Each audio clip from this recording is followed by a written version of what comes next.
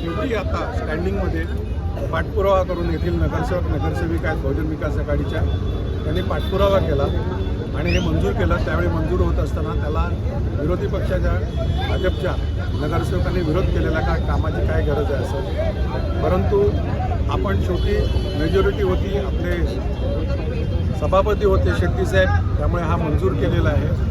आणि हाच नाही तर अनेक या विभागातली जेवढी कामं शिल्लक आहे ती 100% केली जातील. येथील लोकप्रतिनिधी ज्या आमदार आहेत त्यांनी एका मुलाखतीत असं सांगितलेलं का आमदाराचा रोड गटार करायचं काम नाही आहे, त्यांनी कायदे करायचं काम आहे. एका ठिकाणी असं म्हणतात, दुसऱ्या ठिकाणी बहुजन विकास आघाडीच्या लोकांनी जे काही परिश्रम केलेले आहेत, मेहनत केलेले आहेत, त्या कामाचं श्रेय घेण्याचा त्यांचा केविलवाणा प्रयत्न आहे. मला त्यांना एक विनंती आहे की आमच्या नगरसेवकांना आणि सर्व मंडळींना मी सांगेन का आतापर्यंत केलेला पाठपुरावा आणि कामं एकदा त्यांना दाखवावीत आणि आपल्या प्रत्येक कामामध्ये त्यांना देखील बोलवत जा. त्यांना सांगा, विनंती करा का येऊन आमची कामं बघत जा का काय काय केली जातात. कारण लोकनेते हितेंद्र ठाकूरांनी सांगितलं आहे निवडून दिल्यानंतर आम्ही कुठच्या पक्षाचे नाही तर आम्ही जनतेचे आहेत. त्या जनतेमध्ये हे सगळेजण आहेत आणि त्यांना देखील आम्ही विश्वासात घेऊन कामं करत असतो.